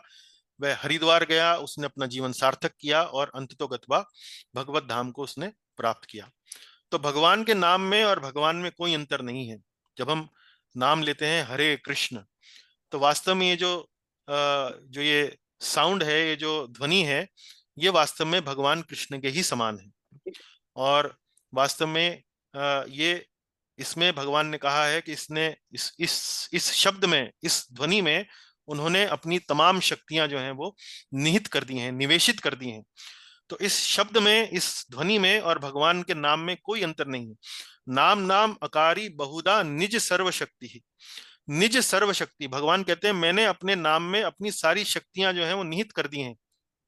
तो भगवान के नाम का उच्चारण बड़े आदर के साथ, बड़े भाव के साथ, बड़े भक्ति के साथ यदि हम करते हैं तो भगवान के साथ ही हम वास्तव में संग करते हैं और इसका परम कल्याण हमारे को परिणाम परम कल्याण के रूप में हमें मिलता है। चलिए 15वां पढ़िए मेरे साथ। पढ़ें इसका अनुवाद पढ़ें पहले। भगवान के भक्त अपने संपर्क में आने वालों को तुरंत पवित्र कर देते हैं, जबकि गंगाजल दीर्घ काल तक उपयोग के बाद ही पवित्र कर पाता है। हाँ, यद पाद संश्रयासूत यद पाद संश्रयासुत मुनयः प्रशमायनाः मुनिया प्रशमायना सद्यः पुनन्त्यो पस्पृष्टः सद्य पुनः सद्यः पुनन्त्य उपस्पृष्टः सद्य पुनस्तयु उपसृष्ट स्पृष्टा उपस्पृष्टः उपस्पृष्टा स्वर्धुन्या पोनुसेवया स्वरधुन्यापोपनुसेवया स्वर्धुन्या पोनुसेवया। स्वरधुन्यापोपनुसेवया। जी, अब यहाँ क्या कहा जा रहा है? यत पाद संश्रयः, यत पाद संश्रयः, भगवान के चरण कमलों के शरणागत। सूत मुनयः प्रशमायनः, प्रशमायनः अर्थात भगवान में मन स्थिर। सूत और मुनिया, सूत और मुनिया मतलब सूत गोस्वामी और वहां पर जो मुनिगण उपस्थित हैं उनके लिए आया है सूत मुनिया प्रशमायनः। तो भगवान के भक्त अपने संपर्क में आने वालों को तुरंत पवित्र कर देते हैं। यत पाद संश्रया, तो जिन्होंने भगवान के चरण कमलों का शरण लिया है, यानी कि भगवान के भक्त अपने संपर्क में आने वालों को तुरंत पवित्र कर देते हैं। सद्यः पुनन्ति उपस्पृष्टः। सद्यः, देखिए पिछले श्लोक में क्या शब्द आया था? सद्यः, सद्यो, सद्यो में तुरंत। अगले श्लोक में भी यहाँ क्या शब्द आ रहा है? सद्या। सद्या का अर्थ क्या होता है? तुरंत। पुनन्ति, पुनन्ति मतलब पवित्र। उपस्पृष्टः, उपस्पृष्टः का अर्थ होता है संगति से। तो यहाँ कहा जा रहा है कि जो व्यक्ति भगवान के भक्तों के संगति में आता है और स्थिर मन के साथ आता है, प्रशय मायनः, और भगवान में अपना मन स्थिर करता है और भक्तों के संपर्क में आता है, भक्तों की संगति में आता है, तो उनका क्या होता है? वह तुरंत पवित्र हो जाता है। भगवान के भक्त अपने संपर्क में आने वालों को तुरंत पवित्र कर देते हैं। तुलना किससे की गई है? जबकि गंगा जल दीर्घ काल तक उपयोग के बाद ही पवित्र कर पाता है। स्वरधुन्य, स्वरधुनी, स्वरधुनी किसको बोलते हैं? स्वरधुनी बोलते हैं गंगा जल को। स्वरधुनी बोलते हैं गंगा जी को। आपो, आपो बोलते हैं गंगा जल को। जल को आप मतलब जल। स्वरधुन्य आपो अनुसेवया, अनुसेवया अर्थात उपयोग में लाने से। तो गंगा जल दीर्घ काल तक, लंबे समय तक जब आप उसका उपयोग करते हैं, उसका पान करते हैं, उसमें स्नान करते हैं, तभी वास्तव में वो आपका कल्याण कर पाता है। लेकिन भगवान के भक्तों का तो स्मरण करने मात्र से ही व्यक्ति जो है वो पवित्र हो जाता है।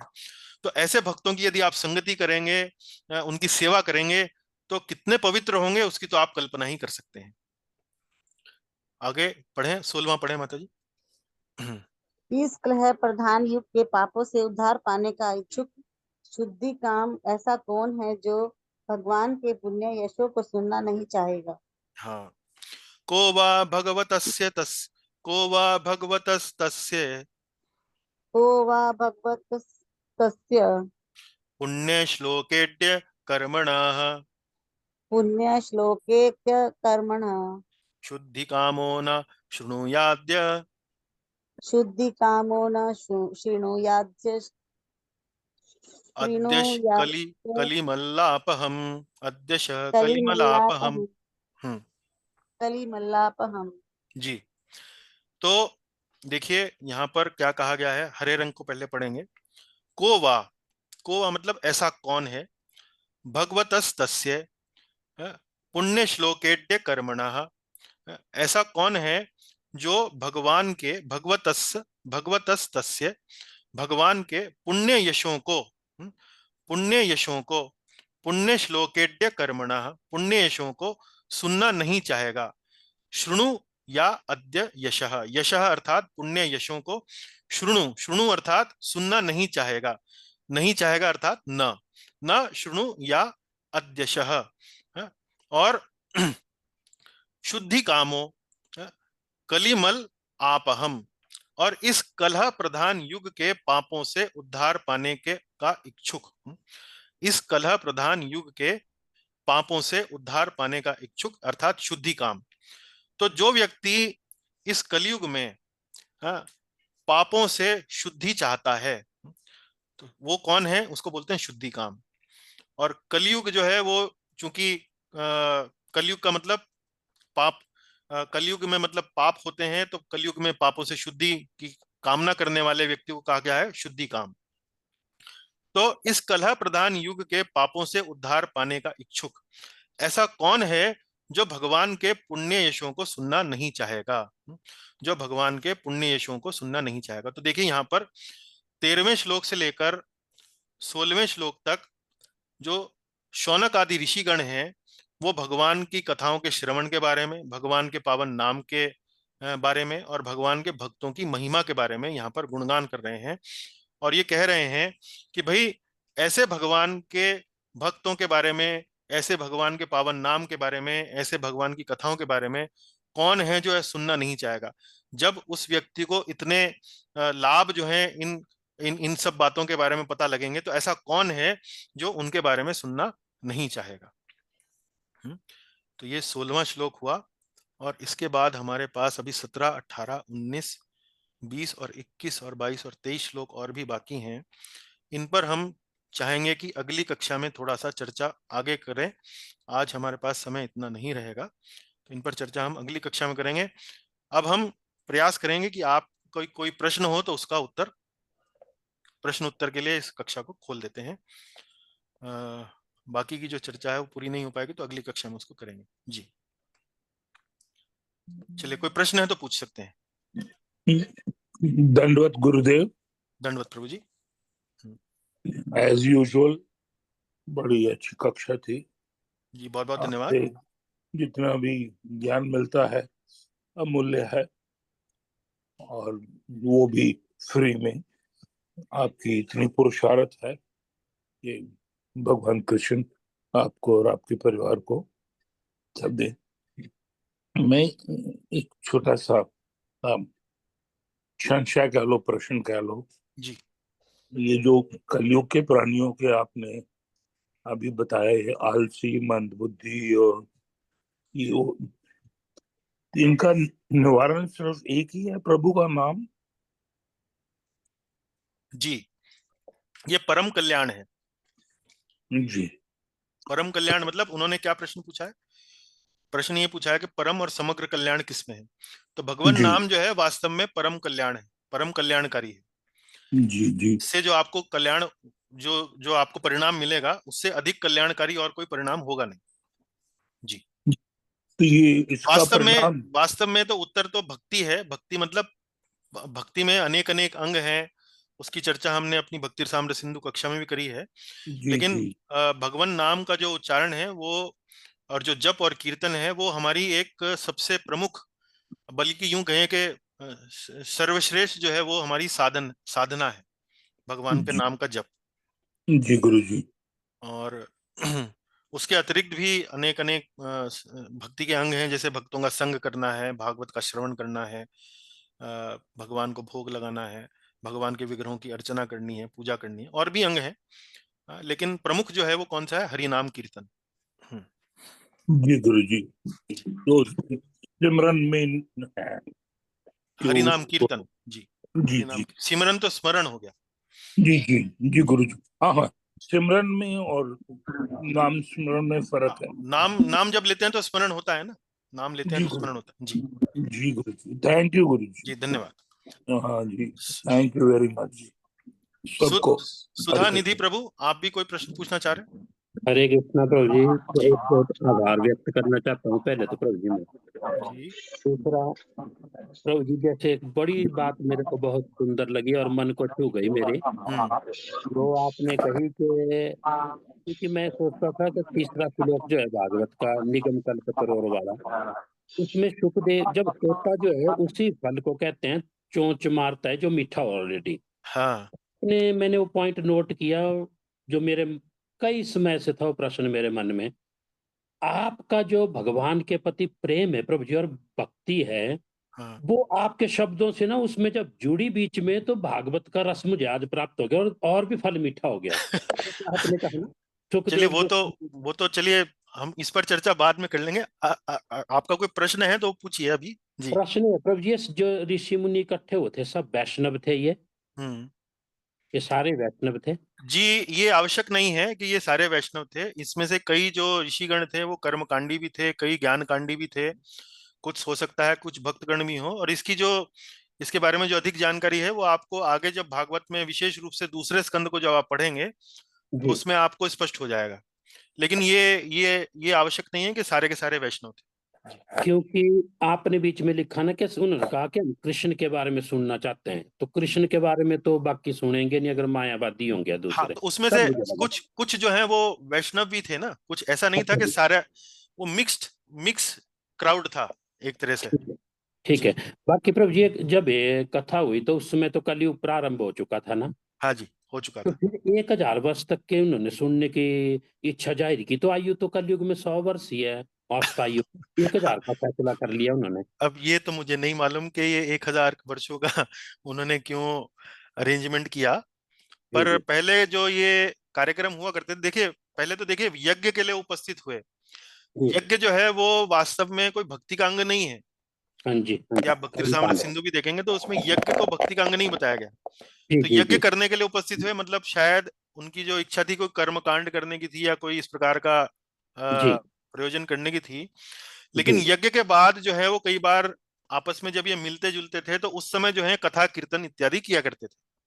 ठीक है। उसमें आपस में प्रश्न उत्तर हुआ करते थे। अभी तो यज्ञ हो चुका, यज्ञ करने के बाद अब वो जो समय बचा है यज्ञ करने के बाद उसमें उपस्थित हुए हैं और उसमें उन्होंने अपने सूत गोस्वामी जी को वक्ता के रूप में उन्होंने नियुक्त किया और अब उनसे वो कथा श्रवण कर रहे हैं। जी जी जी, जी। ये इस तरह से समझ सकते हैं। बाकी वो 1000 वर्षों तक वाला यज्ञ जो है वो उस पर मेरे को स्पष्टता नहीं है, मुझे कहीं पूछना तो पड़ेगा। ऐसा नहीं होता प्रभु जी, कहीं वो उच्च लोकों से आए हो जहाँ आयु ज्यादा हो?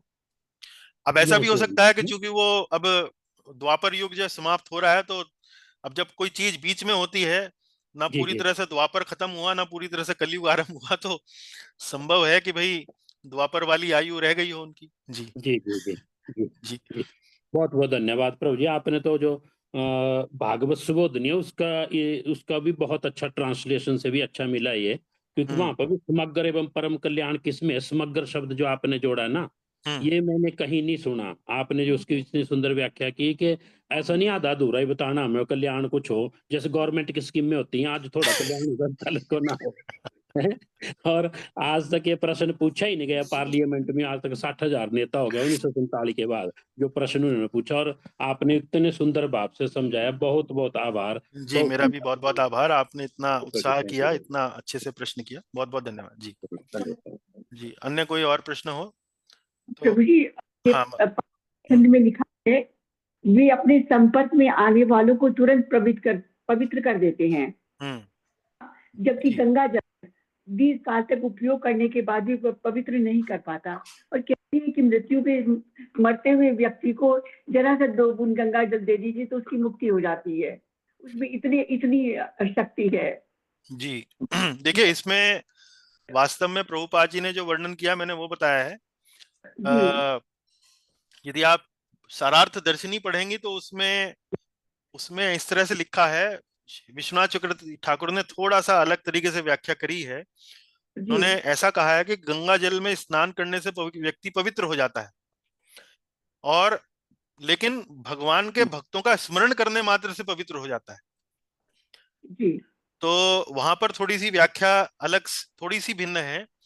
वहां जी पर उनकी व्याख्या एक प्रकार से आपके प्रश्न का उत्तर है। प्रभुपाद जी ने जो व्याख्या करी है वो तो खैर उनकी उनकी व्याख्या है ही, मतलब मैं उस पर कोई प्रश्न नहीं उठा रहा हूं।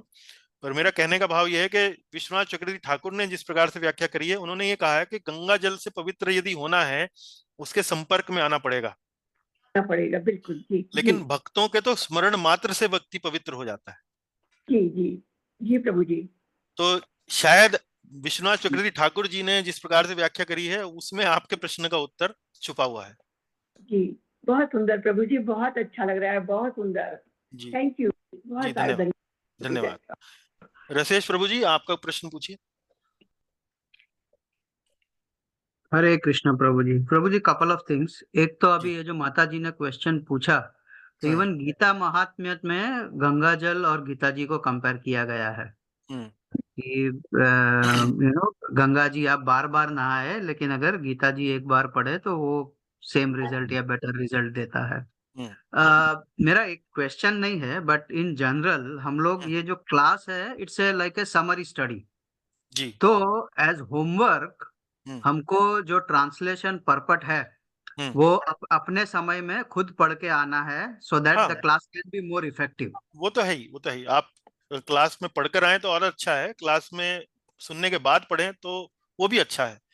पर अब पूरी कक्षा में, पूरी भागवत में जो प्रभुपाद जी के जो तात्पर्य हैं या विश्वनाथ चक्रवर्ती ठाकुर के जो तात्पर्य हैं, उनके सारे बिंदुओं को तो कवर करना संभव नहीं है। हम पूरा पूरा प्रयास कर रहे हैं कि जितने अधिक से अधिक बिंदु हैं, आप अब आपने मान लीजिए परपोर्ट नहीं पढ़े हैं, तात्पर्य नहीं पढ़े हैं, अब आप मान लीजिए जाकर पढ़ेंगे तो आप नोटिस करेंगे कि हमने बहुत सारी बातें जो हैं उन्हीं तात्पर्यों से उठाकर अपनी कक्षा में प्रस्तुत करी हैं।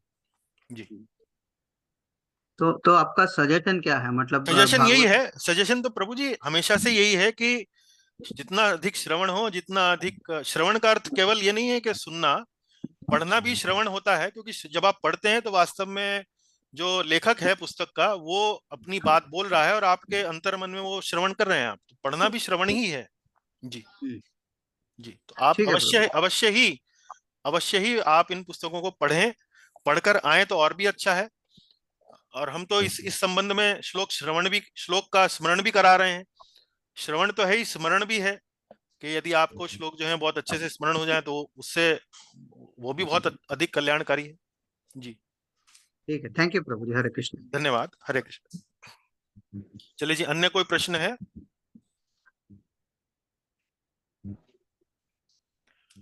प्रभु जी चलिए, कक्षा कब कब होती है? क्षमा क्षमा कीजिए, कुछ तो आप कक्षा कब कब होगी? रेगुलर नहीं है, डेली? मतलब कक्षा तो प्रभु जी एक कक्षा बुधवार को ही हो पाएगी। एक कक्षा को प्रस्तुत करने के लिए मुझे काफी ठीक है, 5-7 घंटा प्रयास करना पड़ता है, स्लाइड इत्यादि बनाना पड़ता है, अलग अलग रंगों में प्रस्तुत करना, अलग अलग उसको। तो प्रस्तुतिकरण से क्या है कि कक्षा में जो श्रवण का अनुभव है वो थोड़ा सा बढ़ जाता है, वो जी जी अच्छा हो जी, जाता है। तो ठीक है, इस तरह से हम बुधवार को एक ही कक्षा कर पाएंगे। आज मुझे थोड़ा कहीं जाना है, इसलिए मैंने ठीक कक्षा है, 5-7 मिनट पहले समाप्त कर दी, लेकिन आगे ठीक जो है, है हम 6:30 बजे ही इसको समाप्त किया करेंगे। जी ठीक है, बुधवार को, ठीक है। जी जी, धन्यवाद। कमेंट्स में भी शायद कुछ एक दो कमेंट्स हैं। अच्छा, ठीक है, कोई प्रश्न नहीं है। चलिए, बहुत बहुत धन्यवाद आप सबके उत्साह से भाग लेने का। अगली कक्षा में कृपया फिर से प्रस्तुत हों, हम आगे की विषय पर चर्चा जारी रखेंगे। बहुत बहुत धन्यवाद। हरे Krishna. Hare Hare Krishna. Krishna. Thank you very much. हरे कृष्ण। हरे कृष्ण प्रभु जी। धन्यवाद हरे कृष्ण प्रभु जी। धन्यवाद जी। पूनम हरे पूनम कृष्ण, माता जी का धन्यवाद। धन्यवाद पठन के लिए। पूनम माता जी का धन्यवाद जी। हरे हरे कृष्ण कृष्ण प्रभु जी। हरे कृष्ण। हरे कृष्णा प्रभु जी। हरे कृष्ण जी। हरे कृष्णा प्रभु। हरे कृष्ण राकेश जी।